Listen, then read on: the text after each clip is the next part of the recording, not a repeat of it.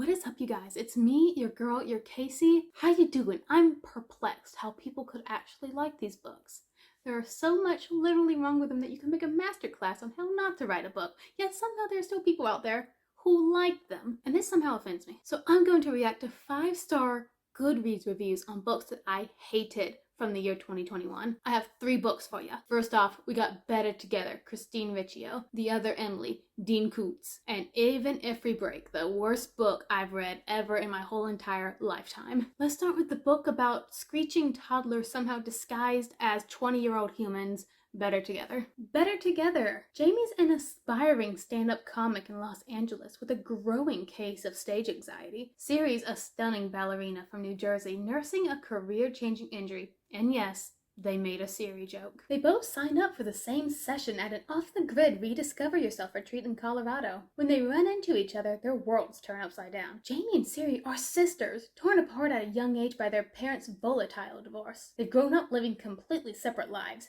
Jamie with their dad and Siri with their mom. Now reunited after over a decade apart, they hatch a plot to switch places. It's time they get to know and confront each of their estranged parents, with an accidental assist from some fortuitous magic. By the way, the magic ruins any chance of suspense in this book. Yanks it right away. Everything is now just too easy. Jamie arrives in New Jersey, looking to all the world like Siri, and Siri steps off her flight supporting a Jamie glamour. The sisters unexpectedly find themselves stuck living in each other's shoes. Soon Siri's crushing on Jamie's best friend Dawn. Jamie's falling for the handsome New Yorker she keeps running into, Zarar. Alongside a parade of hijinks and budding romance, both girls work to navigate their broken family life and the stresses of impending adulthood. Bruh, literally just spoiled the whole plot. Freaky Friday meets the Parent Trap. Yep, that grabbed my attention. When the chance came up to review the audio version of Better Together and I read that tagline, I knew I was gonna grab this one. I've never heard of Christine Riccio, but dang is she pretty. And if you haven't seen her pic on her author page, do yourself a favor and click ASAP. Someone's got a crush. The narrators are new to me as well, and I'm seriously impressed. I'm going to be looking for more from these talented folks in the future. They poured their hearts into this one and it showed. I gotta say, we audiobook fans know that dual narration is super hard to do well, and I am blown away by the skill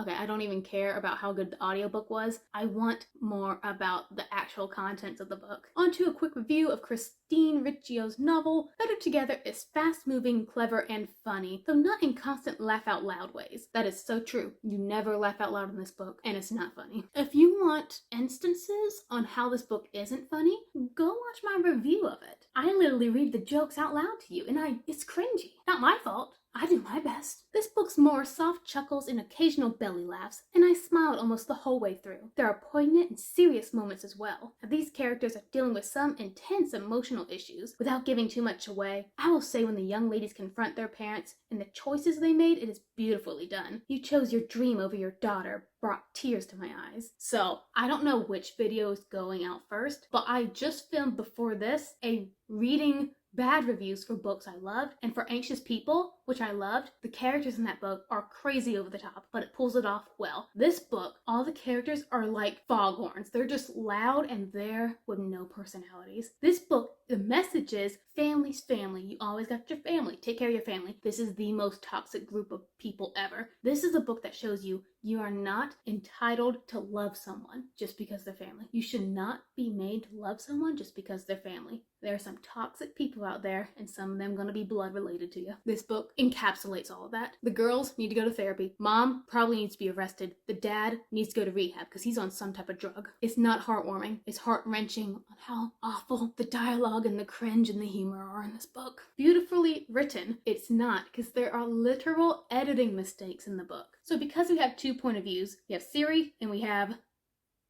I forgot her name. Dang it, I remembered her name. Now she's back in my head. Jamie. We have Siri and we have Jamie. They're both told in first-person point of view. So at the start of every chapter, it would say whose point of view we're at the head of the chapter. Siri or Jamie. The book was so confused on whose point of view we were in, it would sometimes have the wrong name at the start of the chapter. So I would read chapter title and it says Jamie, and it's actually Siri's point of view. Even this book doesn't know what the heck it's doing with its characters. Oh my gosh, look at this one. This was a pretty good read about two twin sisters trying to pull a parent trap on their parents and reunite as sisters. They're not twins. See? Another person confused by the characters. I haven't read it, but I love this author, and I don't understand the hate for a book that hasn't come out yet. Giving this 5 stars to boost it up because of the unnecessary hate. You obviously haven't heard of an ARC review, dear. Looking through more reviews, apparently the audiobook narrators are good. I don't care. But if you want to just read some toxic family drama, then this is a good book for you, my dear. Next book, The Other Emily, the weirdest thriller I've read ever. The Other Emily by Dean Koontz. A decade ago, Emily Carlino vanished after her car broke down on a California highway. She was presumed to be one of serial killer Ronnie Lee Jessup's victims whose remains were never found. Writer David Thorne still hasn't recovered from losing the love of his life, or from the guilt of not being there to save her. Since then, he sought closure any way he can. He even visits regularly with Jessup in prison, desperate for answers about Emily's final hours, so he may finally lay her body to rest. Then David meets Madison Sutton, beguiling, playful, and keenly aware of all David has lost. What really takes his breath away is that everything about Madison, down to her kisses, is just like Emily. As the fantastic becomes credible, David's obsessions grow. Madison's mysterious past deepens, and terror escalates. Is she Emily, or an irresistible dead ringer? Either way, the ultimate question is the same. What game is she playing? Whatever the risk in finding out, David's willing to take it for this precious second chance. It's been 10 years since he's felt this inspired, this hopeful, this much in love, and he's afraid. I cannot even begin to describe all the crazy, weird stuff that happened in this book. I just know everyone is awful. Literally everyone. There were weird descriptors that I don't even understand now. My favorite line is this male interviewer talking to this girl, and in his thoughts he thinks she looks as serious as a sex doll. I do not know if that's a good thing or a bad thing. I feel like it's a really bad thing. The whole plot is just off the walls crazy. I'm just gonna keep doing this for every video. I have a review for it. Yeah, for all these books I have reviews for. Go watch it. Spoilers and all for that video, because you don't need to read this book. I'm deciding this for you because I care. I can't find a long 5-star review, so we're just gonna do a bunch of short ones. Life is so fragile and uncertain that every daybreak is a miracle, almost a triumph. That first blush in the sky is all the hope of the world distilled into light. I watch the dark fade and say to myself, okay, I'm still here. And the more sunrises I see, the more I feel as if I'll live to see another 20,000. This is a book that draws you in from the first chapter and rapidly holds your attention to the very end. It rapidly held my attention, kind of like how, in those, I don't know if people still do this, but how you can watch doctors perform surgery and you're just so grotesquely interested because everything looks so outlandish. That was my feeling throughout this book. Like I was watching a brain surgery and I was freaked out the whole time. The writing was suspenseful, compelling, full of mystery and horror. The length was short enough that I didn't feel overwhelmed by the volume, but was long enough that I felt satisfied with the story. I highly recommend for lovers of this genre. Excellent, easy to follow, different from other Koontz books with some romance mystery. I find this mystery good with some well-defined romance in the beginning of the book. Makes it light and go fast. 4 major characters. Emily is gone for 10 years without a trace. A woman appears, Madison Sutton, looking identical and cloned back in 10 years to the other Emily. Wait, this person is just restating the whole summary. I hate it when reviews do that. What do you think?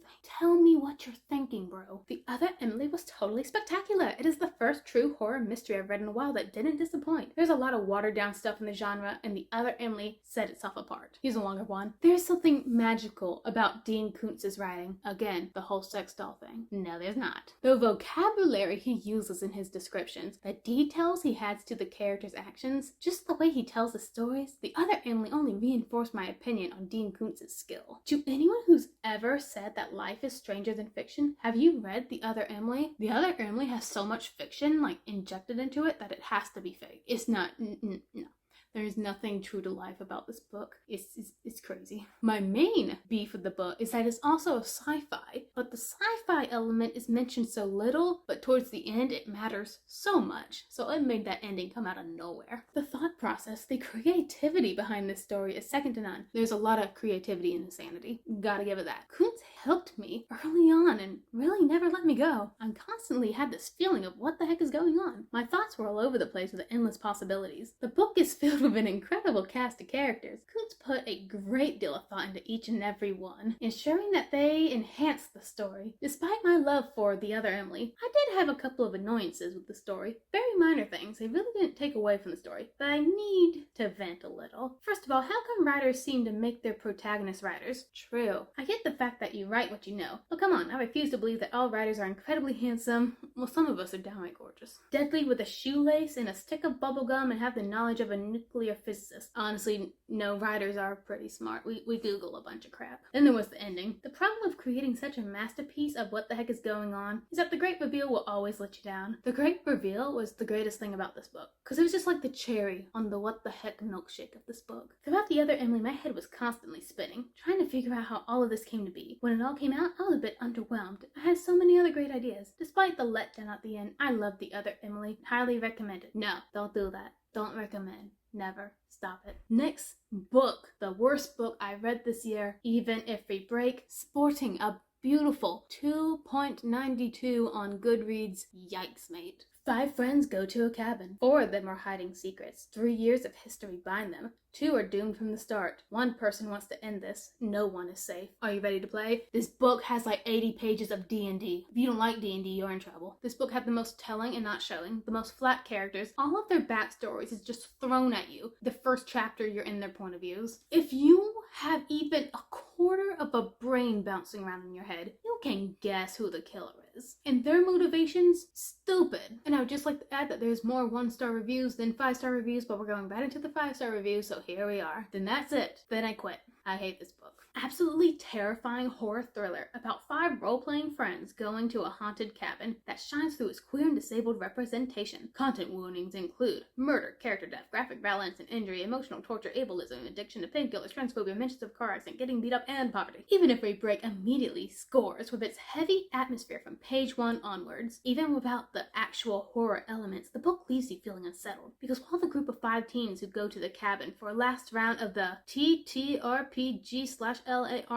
I'm getting more flashbacks again. They play together, might be friends on paper, I'm already emotionally exhausted, hold on. Because while the group of 5 teens who go to the cabin for a last round of lame gameplay, they play together, might be friends on paper, several of the relationships between them are nothing but frayed remnants of what they once were. True, everyone hates each other in this book, like I hate them. Can we talk about how awful they treated autistic people in this book? No? Yeah, because I'm on a 5-star review. I can't say anything negative, but I'll think it. The POV switches between all 5 characters, and all were compelling to read, despite how profoundly uncomfortable some of them were. Some because of the character's personality, some because of the bad things that happened to the character and how that influenced their view of the world. I love the gameplay aspect of the book, though it ultimately didn't play that big of a role, but it sure took a giant hunk of the book, didn't it? It gave a fresh element to this otherwise pretty basic horror setting of a remote cabin set at a place with countless ghost stories going around. Despite this well-known setup and knowing what was going to happen, the atmosphere throughout the entire book was so chilling I was unable to read this book at night. I do think part of this was because the friendships were so torn and frayed, the trust so low and previously broken, that when things turned south at first, each was on their own. It was never clear who was lying and who was telling the truth. Wrong. Very wrong. Who was trusting whom and who knew more than they were letting on. 2 of the characters are too in love to be the villain. 1 is literally too stupid. The other one was too autistic. Doesn't that sound bad? Doesn't that sound awful? Sadly, this book, that is her only personality trait. That just leaves 1 left, bro. Where was I?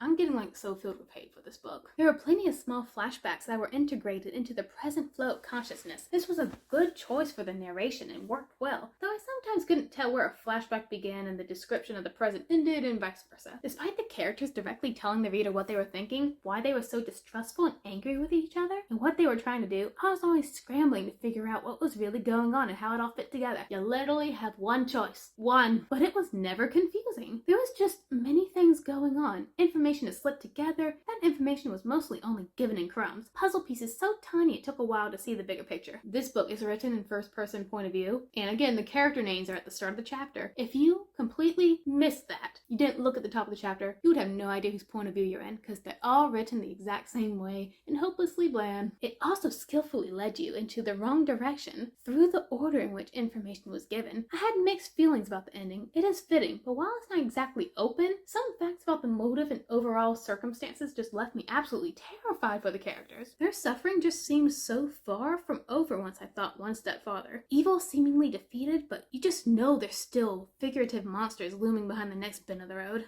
No, I'm done. No. You read it. You read the book. Watch my review of it and tell me what you think, please. I like it when me and someone else hate the same thing. I am all for characters hating each other. That's the only thing I liked about this book. I liked them fighting because I just wanted to get into the fray and beat up some things too. But it had absolutely no stakes because it's obvious who did it. The only thing that was semi-intriguing was the cabin that they were in because they couldn't escape it because it was booby-trapped. Booby traps are cool. Everything else, no. Okay, I'll be right there. My mom has summoned me, so I guess that's the end of the video. I was gonna read a good review of Eldest, but we all know that's the best book of all time, so I'm out. Okay, thank you guys so much for watching, and until next time, stay reading, my friends.